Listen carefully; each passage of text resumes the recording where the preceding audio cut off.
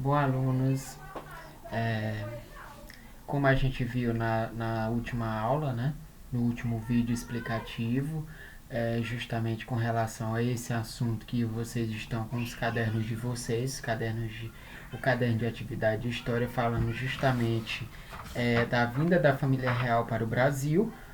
A gente já estudou essa parte, né, mostrou como foi a vinda da família real para o Brasil, Dom João VI com toda a sua corte, né, por conta daqueles atritos, né, que ocorreu lá em Portugal, por conta de que Portugal apoiava a Inglaterra e o Napoleão Bonaparte, né, ele era contrário, né, a quem apoiasse a Inglaterra, e por isso o Napoleão resolveu invadir Portugal. E com isso a corte portuguesa, com Dom João VI, sai em retirada, né, com medo, né, dessas tropas napoleônicas, então sai em retirada ao Brasil, que era a colônia de Portugal na época. Tá? Então esse período, né, todo esse período que vai de 1808 foi o período da chegada, né, da família real no Brasil. Então a gente viu lá como foi que o Brasil, que era a colônia na época, recebeu essa corte, quais as principais mudanças. A gente viu que houve algumas mudanças de âmbito político, de âmbito econômico e de âmbito social. A escravidão, né, se manteve ainda assim nesse período, né, já existia a questão da escravidão dos negros, que eram trazidos da África no tráfico negreiro, né? Então a escravidão se manteve mesmo durante esse período. A gente viu algumas mudanças que ocorreram em Salvador e no Rio de Janeiro, que se tornou a sede, a capital do Império, né? Mas a gente viu também que o Dom João VI ele teve algumas dificuldades, né, para poder continuar aqui no Brasil, né, mesmo tentando governar Portugal de longe. Né? E aí houve uma revolução chamada Revolução do Porto, né? Isso em 1820, e aí o Dom João ele precisou resolver se ficava no Brasil ou se voltava com a corte para Portugal, porque lá em Portugal, né, a Revolução da Corte fez uma rebelião, né, fez uma revolta e mandou um intimato para ele e disse, olha, ou você retorna para Portugal, ou então aqui vai se tornar um país independente, né? E aí o que o Dom João fez, né? Dom João retorna para Portugal. E isso Napoleão Bonaparte já tinha perdido todo o poder que ele tinha nas mãos, que foi aquela história que a gente viu no último caderno sobre a era napoleônica. A gente viu como terminou a história de vida do Napoleão Bonaparte. Então o que vai ocorrer aí? Vai ocorrer que o Dom João VI retorna com a corte para Portugal, mas aqui no Brasil vai ficar alguém, né, justamente para dar continuidade ao processo de emancipação política do Brasil, que vai ser o filho do Dom João VI, que é o Dom Pedro, né, que vai ficar no Brasil, ele vai ficar aqui no Brasil e justamente vai ser ele que vai proclamar o que a gente vai chamar de projeto de independência do nosso país e vai dar continuidade ao que nós chamamos na história de primeiro reinado de Dom Pedro, né, que vai de 1822 a 1831, que é justamente o tema dessa aula. Agora a gente vai conhecer um pouco mais desse período chamado de Primeiro Império, que é o período, né, que o Dom Pedro I se torna o imperador do Brasil, herdando, claro, aí a coroa do seu pai, que seu pai volta para Portugal, então ele fica aqui no lugar dele, tá certo? Então a gente vai continuar mostrando isso, tá? A primeira coisa que eu quero mostrar logo de antemão aqui para vocês é esse quadro, né? Essa tela da independência do Brasil, né? Que é uma tela que vai mostrar justamente a representação, não é que foi dessa maneira, mas aqui é apenas uma representação de como foi que ocorreu o processo de independência do Brasil, ou seja, o Brasil se torna independente de Portugal, né? Como é que o Brasil se tornou uma nação? Então, esse grito do Ipiranga que vai ocorrer, né, que vai ser chamado a independência do Brasil, não vai ser recebido por todos, né, por todos os lugares desse imenso território que a gente conhece como Brasil ao mesmo tempo.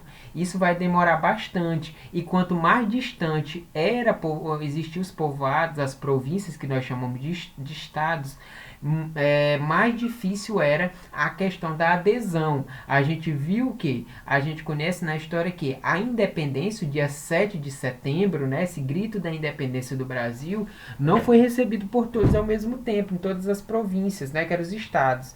Por exemplo, o Maranhão, o Piauí, né, o Pará, teve vários estados que se chamavam províncias que não aderiram ao grito do Ipiranga, né? O grito nas margens do rio Ipiranga dando a independência do Brasil.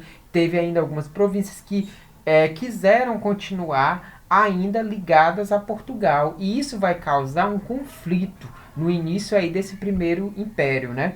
Mas o Dom Pedro I, né, ele vai usar de todas as artimanhas políticas, né, para poder sufocar os movimentos, né, esses movimentos de querer que algumas partes do território do Brasil ficassem ainda com uma responsabilidade de Portugal. Isso vai ser uma questão muito interessante para a gente perceber que, mesmo com o grito do Ipiranga, né, aquele grito nas margens do Rio Ipiranga proclamando independência ou morte do Brasil, né, que aparece em vários quadros nos livros didáticos de história, mas só são representações, a gente precisa entender que aquela independência não foi para todo o Brasil. Isso demorou bastante que as outras províncias tivessem realmente, de fato, né, aderido a esse grito da independência. Então hoje a gente vai conhecer aqui alguns pontos interessantes com relação a isso. Tá? Então aqui a gente vê as províncias brasileiras na época da independência, tá? A partir de 1822 a gente vê aqui que já existia, né, um mapa já desenhado praticamente como é hoje. Só que aí tem algumas partes, né, que foi necessário foi necessário muito diálogo, né, com esses países que fazem fronteira com o Brasil, né, para poder aumentar a parte desse imenso território, mas que alguns estados já estavam sim organizados, como Minas Gerais, São Paulo, Mato Grosso, Maranhão, Piauí, que na época se chamavam províncias, pessoal. Hoje que nós chamamos de estado, mas na época se chamavam de províncias, ok? Vamos dar continuidade. Então aqui alguns pontos interessantes, gente, desse após a independência, né? Após o momento desse grito do Ipiranga, o que vai mudar de fato na vida dos brasileiros naquela época? Bom, gente, a manutenção da estrutura social, ou seja, a questão econômica, né, vai continuar. Então, do período da colônia, né, vai continuar a mesma coisa na questão da estrutura econômica. Por exemplo, a monocultura, né, a plantação de café, né, o latifúndio, os grandes latifúndios com os grandes fazendeiros, com as terras, e a questão da escravidão. Infelizmente, com o grito da independência, ainda assim, os negros que vieram da África na condição de escravo continuaram sendo escravos. Então a gente vai ver que essa independência do Brasil não era para todos. Tá entendendo? Então a escravidão ainda vai continuar. E a centralização administrativa, o que a gente vai ver agora, depois da independência, né? Nesse período que nós chamamos de primeiro reinado do Dom Pedro I, vai ser uma centralização do poder nas mãos da província do Rio de Janeiro, que era a capital, né? Então a centralização do poder lá nas mãos aí do Dom Pedro I, tá?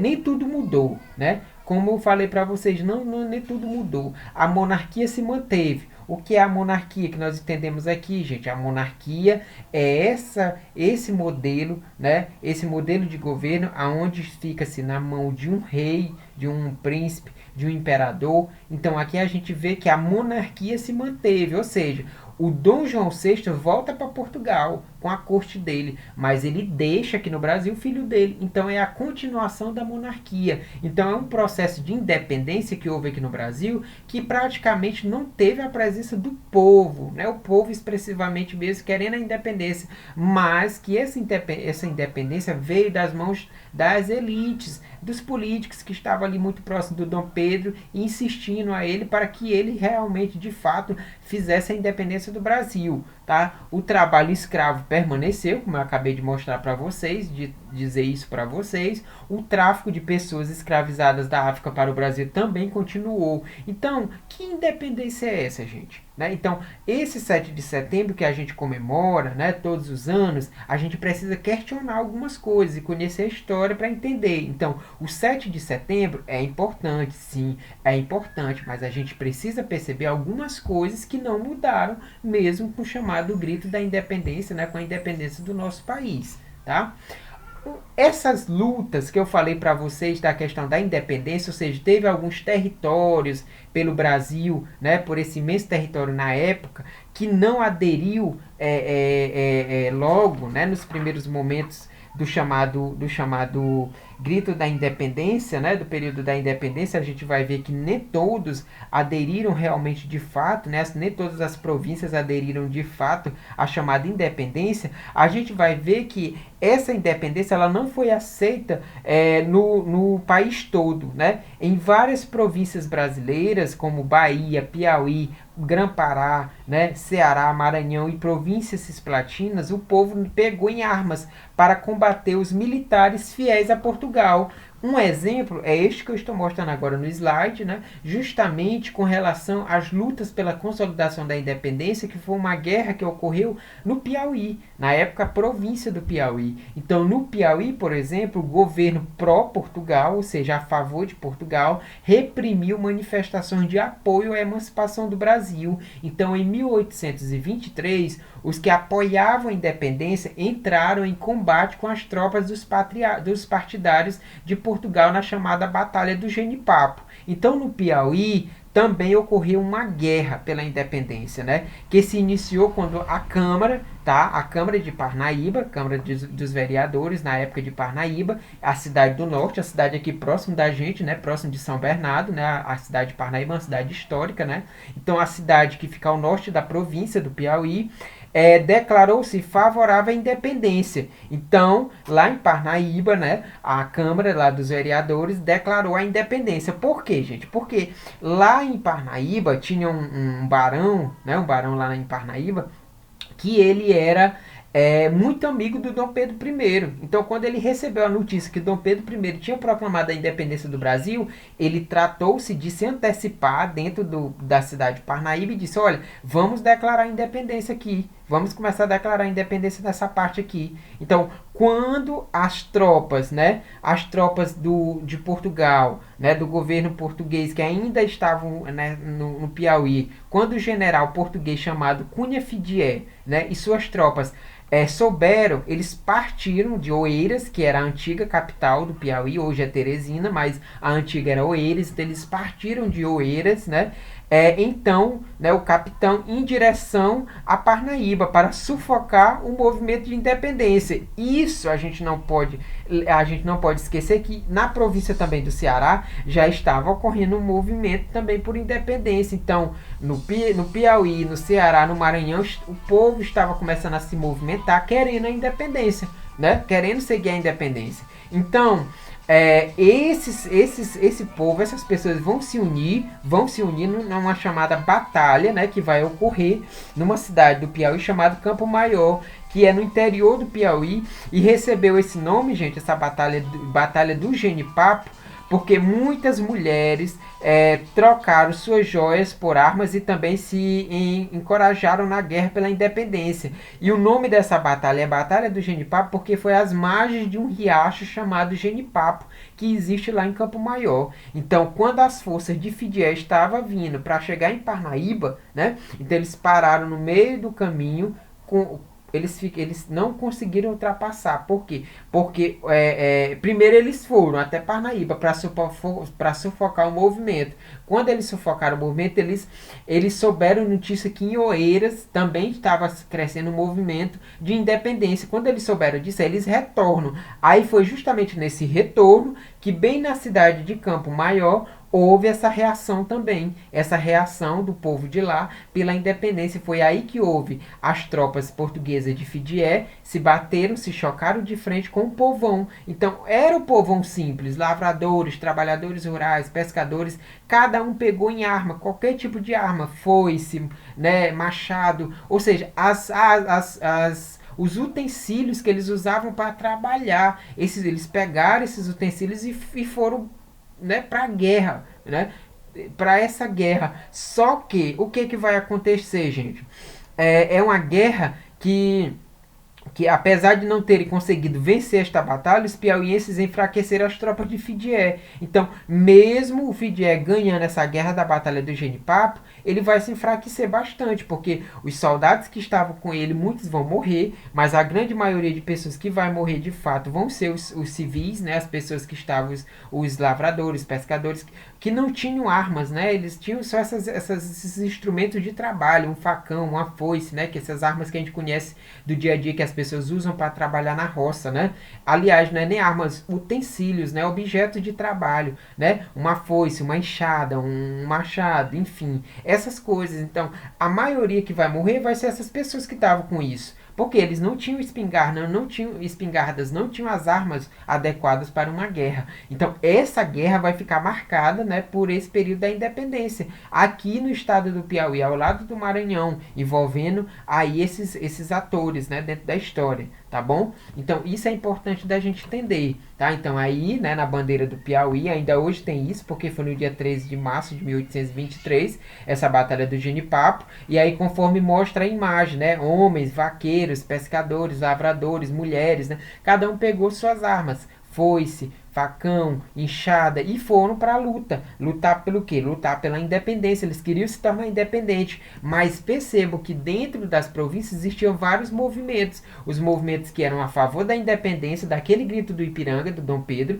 mas também existiam outros que não, que eram contrários. E a maioria desses eles tinham descendência com portugueses. Então eles queriam manter-se ainda fiéis a Portugal, né? Então houve esse choque. Então perceba, gente, que a independência não é só aquela cena bonitinha do quadro que a gente vê o Dom Pedro levantando a espada, né, na beira do rio, nas margens do rio Ipiranga, né, dizendo aquelas frases. Não foi só aquilo, né? A gente precisa entender que isso demorou, né? Esse processo de independência no Brasil demorou bastante, tá bom?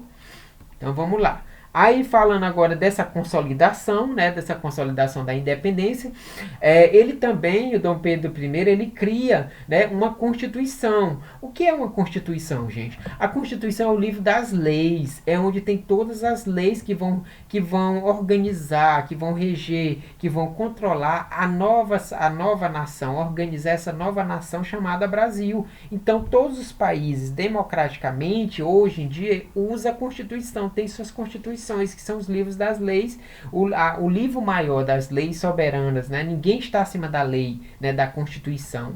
Então, Dom Pedro, ele vai fazer esse movimento, né? De querer que tivesse mesmo essa lei. Então, vai ser ortogada, ou seja, vai ser publicada pelo imperador em 25 de março de 1824, tá? Essa Constituição, né? Essa Constituição dele. É uma Constituição, ele estabelecia a monarquia constitucional e hereditária, instituiu o voto instituição do poder moderador e o voto censidário e o controle do Estado sobre a Igreja Católica. Algo que eu queria destacar aqui com relação a essa Constituição de 1824 desse período aqui do governo do Dom Pedro, né? Desse período aqui do período do governo do Dom Pedro. Porque assim, gente, muito antes, em 1823, foi feita uma Assembleia Constituinte para fazer uma Constituição no Brasil, né? Nesse período. Só que Dom Pedro não gostou do texto, não gostou, teve desavenças lá com os deputados, e aí ele mandou fechar o Congresso, mandou fechar a Câmara com o Senado, dissolveu a comissão e mandou fazer novamente outra Constituição, que no caso é essa aqui, de 1824.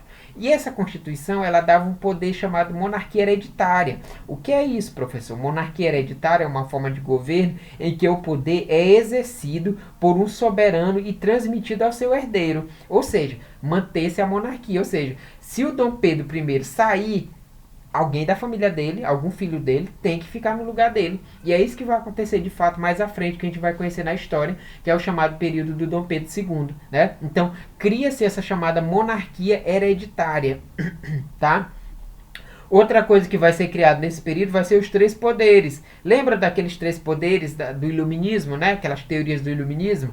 Poder executivo, legislativo e judiciário. Também vai ser criado nesse período. E também, gente, um poder aqui que chama muita atenção, que é o chamado poder moderador. O poder moderador exercido exclusivamente pelo imperador, ou seja, Dom Pedro I, que podia nomear e demitir livremente os ministros e os presidentes da província, dissolver a Câmara dos Deputados, nomear os senadores, suspender os magistrados e perdoar sentenças de réus condenados pelo judiciário. Então, portanto, gente, o poder moderador, ele permitia ao imperador intervir em todos os poderes. Então, significa que, independente de ter a Constituição ou não nesse período, significava que o Dom Pedro I, ele tinha o poder nas mãos dele, o poder chamado poder moderador de controlar tudo, né? Que chegava para ele, ele que decidia realmente de fato, né, as coisas da política naquele período, as coisas da economia naquele período, tá certo? Continuando. Então, essa é a bandeira, a chamada bandeira do Império, é a bandeira que vai ser, essa bandeira ela vai continuar até o período do segundo reinado, com Dom Pedro II. A gente percebe que ela é muito parecida com essa nossa bandeira agora, a bandeira da República, né? Só que essa bandeira aqui tinha ainda a coroa, né? Tinha esses ramos aí de café, que era justamente a grande produção de café da época, e também essa cruz, né? Essa cruz aí que representa aí o cristianismo, a questão de Portugal, né? Ligado ainda a Portugal, e essa questão da coroa, né? Da coroa portuguesa, tá? Mas as cores já estavam mostrando o desenho da próxima bandeira, da bandeira republicana, que é o verde e o amarelo, né? O que mudou foi retirado somente esse símbolo do meio, né? Junto com a coroa, tá bom? Então essa é a bandeira do Império. Então essa é a imagem, uma das imagens, né, que foram alguns dos quadros que foram pintados, né, por artistas na época, para a gente hoje conhecer e saber como era o rosto do imperador, né, do imperador Dom Pedro I. Então essa é a roupa dele, né, esse era o traje que ele usava quando saía para as ocasiões oficiais, né, para os momentos oficiais. Então ele saía com essas roupas, com esse traje, e também ao lado a coroa, né, a coroa que era usada em ocasiões também especiais, solenidades, cerimônias especiais, eles usavam essa coroa, tá? Um fato interessante que eu acho nessa imagem é que mostra a paisagem da cidade do Rio de Janeiro, que era, claro, desde o período do pai dele, do Dom João VI, já era a sede do Império. Então aqui a gente vê na janela, né, a paisagem da cidade do Rio de Janeiro, com o Pão de Açúcar, né, que é aquele morro que tem no Rio de Janeiro. Então é muito interessante essa imagem, esse quadro. O poder moderador, gente, como eu acabei de falar aí para vocês, é dessa forma que aconteceu de fato. Então, Dom Pedro tinha um poder maior, então sobre ele tinha um Conselho de Estado que ele controlava, tinha o poder legislativo, que eram os senadores e a Câmara dos Deputados, o poder executivo, que era o presidente de províncias, que é o que nós chamamos de governadores hoje, e no poder judiciário tinha o Supremo Tribunal de Justiça, né? Então, tudo isso aqui, todos esses poderes eram governados e controlados pelo poder moderador. Quem era o poder moderador? Dom Pedro I. Então, era um cara que, uma pessoa que, um imperador que estava acima de todos. Então, ele, independente de ter a Constituição ou não, ele estava acima de todos. Então, ele que controlava tudo. Então, a gente vê que era um governo autoritário, né, nessa época. Tá? Os conflitos no primeiro reinado. Então a gente vai ver que também vai ocorrer alguns outros conflitos neste momento. Por exemplo, Dom Pedro I contra as elites brasileiras, né? Vai ter também isso, a questão do centralismo político. Muita gente vai se reclamar, os políticos vão se reclamar que tinha muita coisa nas mãos do Dom Pedro, só ele controlava tudo por causa do poder moderador. Então isso vai gerar conflitos. Imposição do poder moderador, né? Então isso gera conflito. Estabelecimento do Senado vitalício, né? Que isso daí gerou bastante conflito, porque um senador que era nomeado para ficar no Senado, né? Que era é o chamado poder legislativo. O senador era vitalício, ou seja, até morrer ele ficava naquele cargo. Não tinha alternância de poder entre as pessoas. E a concessão, gente, a concessão de privilégios aos portugueses. Isso vai gerar muita revolta dentro do Brasil, porque dentro do Brasil tinha os escravos, tinha os africanos negros escravizados, tinha os portugueses e tinha os indígenas. Então, era uma população extensa, grande, e principalmente portugueses. Então, os portugueses, de vez em quando, entravam em conflito com os brasileiros nativos, tá? E a Confederação do Equador vai ser uma situação que vai ocorrer, né, nesse período, que é o seguinte: a Confederação do Equador, por conta de que o autoritarismo do Dom Pedro I era duramente criticado por várias províncias brasileiras. E lá em Pernambuco, né, dois jornais chamados A Sentinela da Liberdade e o chamado Tife pernambucano, do Frei Joaquim, né, faziam forte oposição ao Dom Pedro I, né? Então o Frei Caneca ele dizia: o poder moderador é a chave mestra da opressão da nação brasileira. E com isso, apesar disso, na época uma crise econômica financeira atingiu o Brasil, né? Atingiu também o Nordeste, devido à queda nos preços da produção do açúcar, do fumo, do algodão e dos altos impostos cobrados pelo governo do Dom Pedro. Então, ao mesmo tempo, as altas e constantes nos preços dos alimentos e dos aluguéis, castigava a população pobre. Então, neste clima de tensão, né, o Dom Pedro I ele demitiu o presidente da província de Pernambuco, ou seja, o governador de Pernambuco. E os pernambucanos reagiram prontamente. Então eles romperam com o Império, proclamaram uma república lá em Pernambuco no dia 2 de julho de 1824, né, e formaram uma junta governativa. Então a jovem república de lá foi apoiada pelos revolucionários de Alagoas, Paraíba, Rio Grande do Norte. Por isso o nome, Confederação do Equador, né? A linha do Equador, né? Que passa nessa região aqui do Nordeste. E aí a junção dessas províncias, e todas querendo se rebelar contra o governo do Dom Pedro I, vai gerar essa guerra chamada Confederação do Equador, essa guerra civil. Então a Confederação do Equador contou com a participação de diversos grupos sociais, gente, proprietários rurais,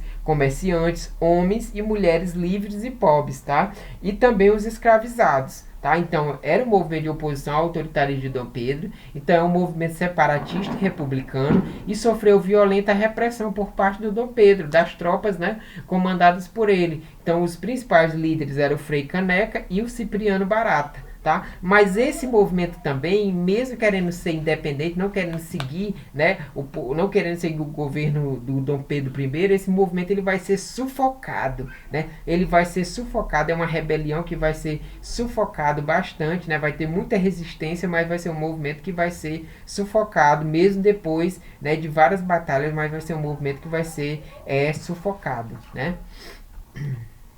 Então, aqui há algumas imagens, né, para a gente entender. Pernambuco, tá bom? Então, Paraíba, Alagoas, Rio Grande do Norte, Ceará, toda essa região aqui que vai fazer o que a gente vai chamar de Confederação do Equador. Eles queriam a sua independência. Eles chegaram, de fato, a criar a sua própria república, a proclamar a república, ou seja, de se separar do Brasil, de se tornar uma nação. Só que o movimento vai ser sufocado na época. Né, vai ter prisão de pessoas, né, vai ter uma série de atos violentos, né, contra os líderes, né? Os líderes vão ser julgados, né? O Frei Caneca vai ser julgado, né? Vai ser violentado, né? Nesse momento aqui, e tudo por a comando de quem?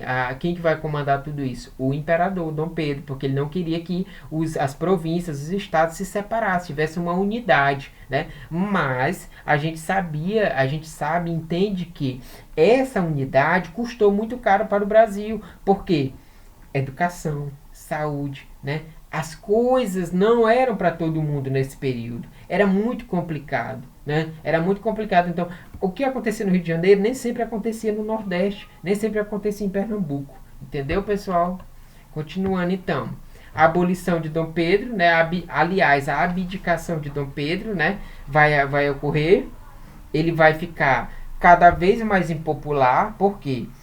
A brutal repressão lá da Confederação do Equador vai contribuir, né, para a derrubada da popularidade do Dom Pedro I, né, e tinha no início do seu governo, além do autoritarismo. Então, o Dom Pedro I, ele mostrava-se incompetente para resolver a crise econômica e financeira que estava ocorrendo no Brasil. Anos após anos, a balança comercial brasileira, né, apresentava negatividade, ou seja, o valor dos gastos com as importações era maior do que o ganho das importações, tá? Então, para fazer frente a essas despesas, o governo do Dom Pedro I, ele vai pedir empréstimos, né, aos bancos estrangeiros e emitir a moeda, tá? Mas isso gerava mais inflação. Isso que a gente está vendo hoje no nosso país, né, as coisas tudo cara. Então, conforme o preço dos alimentos e dos aluguéis subiam, a popularidade do imperador diminuía. Então, em 1829, como reflexo dessa crise, o Banco do Brasil, fundado na época do João VI, faliu, né? Então, houve muitos conflitos nesse período, houve também a questão cisplatina, então aumentou ainda mais críticas, né? Aumentaram ainda mais críticas contra o Dom Pedro I. Então, houve essa crise política, por conta do autoritarismo do imperador, a impopularidade dele, e a violenta repressão da Confederação do Equador, e o predomínio do partido português no governo, né? Então, a sucessão do trono vai ocorrer. Então, quando o Dom João VI ele vai falecer lá em Portugal em 1826, né? Ele vai deixar o trono português livre lá. E quem era que tinha que assumir lá o trono, gente? Quem tinha que assumir era o filho mais velho, o Dom Pedro I. Só que o Dom Pedro I já era imperador aqui no Brasil. E aí o que que faz agora? Tem que ir lá resolver essa situação, porque Portugal precisava de alguém para ficar no lugar, já que o Dom João VI morreu em 1826, então deixou o trono português para o seu filho, que no caso aí era o Dom Pedro I. E este, no entanto, renunciou, né, a ser rei de Portugal a favor de sua filha. Então, o Dom Pedro primeiro, ele vai fazer o seguinte, ele primeiro vai fazer uma estratégia, ele vai dizer, olha, eu vou ficar aqui no Brasil, né, sendo imperador do Brasil, e lá em Portugal eu vou mandar minha filha, a chamada Dona Maria da Glória, né, que era a filha dele. Eu vou mandar minha filha para lá.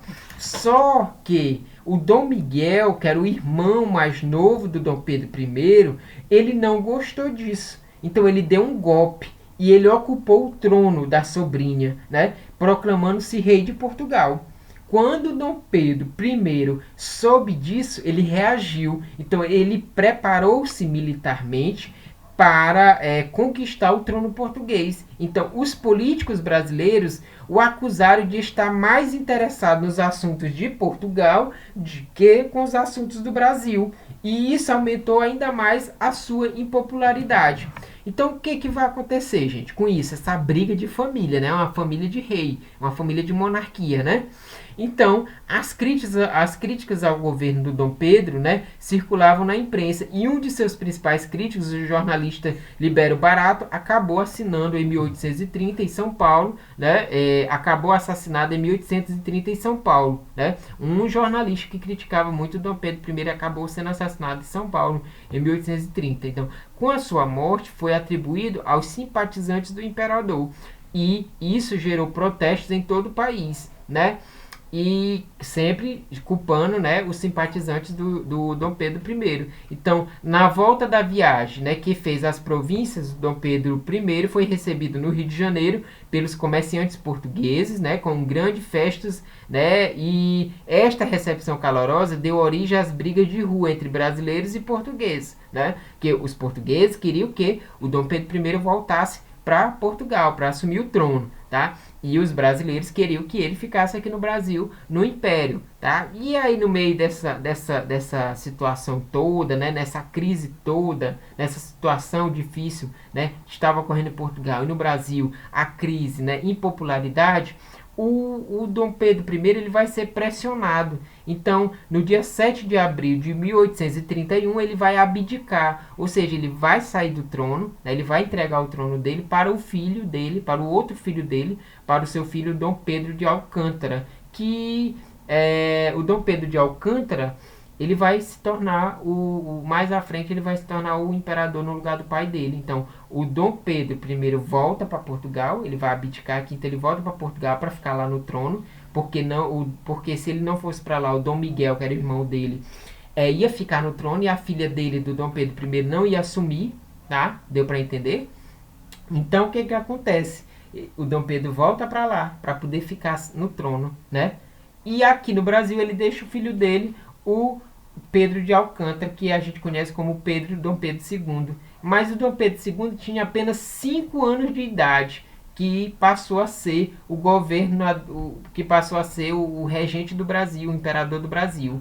Com isso, o que o Dom Pedro I vai fazer? Ele vai dizer o seguinte, bom, eu vou deixar aqui o meu filho, tem 5 anos de idade, só que ele não vai assumir agora, ele só vai assumir quando ele tiver 15 anos. Quem vai ficar governando o Brasil durante esse período vai ser um governo de regências. O que é regências? Regências foram alguns políticos amigos do Dom Pedro I que vão ficar na qualidade de imperador, governando o Brasil durante o período que o menino completar os 15 anos, para poder assumir de fato o império, entendeu? E com isso Dom Pedro não perde o Brasil e nem perde Portugal. Então essa é a história sobre a questão da abdicação do Dom Pedro I. Então é isso, pessoal.